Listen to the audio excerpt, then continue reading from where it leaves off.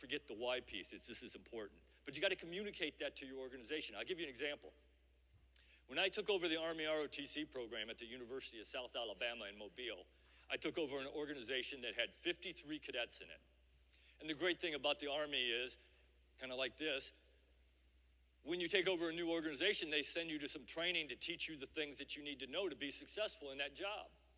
So I was at Fort Monroe, Virginia, with 33 other lieutenant colonels who were getting ready to take over Army ROTC programs, and they were teaching us all the things that we needed to be successful. And I don't remember most of that stuff. It was a 3-week course. Couldn't tell you half of what they told me. This is what I remember. We were sitting in class. The 2-star general, Major General Winfield, the cadet command commander, walked in and talked to us. And he talked to us for probably about 45 minutes to an hour. Can't remember a lot of what he said, but I do remember this. He said, if you are taking over an organization that is not successful, not making its mission, you should lay awake at night thinking about how you're going to fix that program. And I was taking over an organization that had not made its mission in 7 years. So I went back, I took that to heart. I went back to my hotel room that night, pulled out a 3x5 card, which still sits on my desk today, and I started writing down how I was going to fix that program.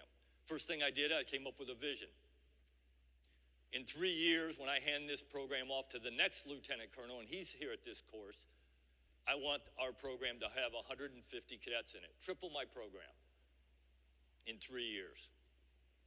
And then I started coming up with ways I was going to do that. The number one way was take care of cadets.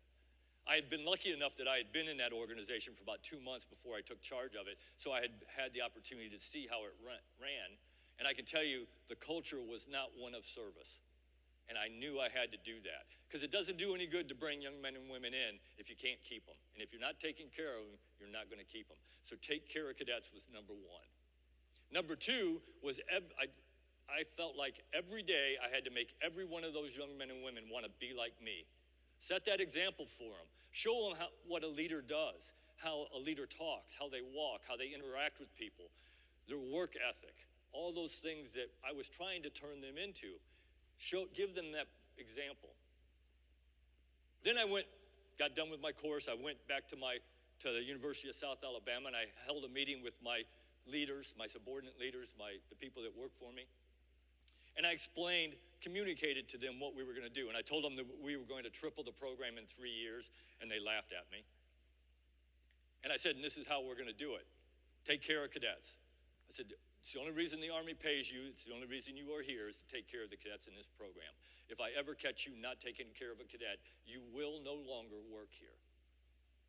And then I said, and then you're going to set the example for these cadets every day. And it's going to start with me. I'm going to set the example for you and the cadets, and you're going to set the example for the cadets. If I ever catch you not setting the example for a cadet, you will no longer work here.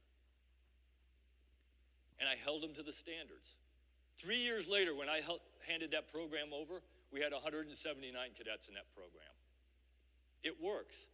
Come up with your vision and your plan, communicate it to the people who have to execute it, hold them to the standard, and you can accomplish what it is you want to accomplish.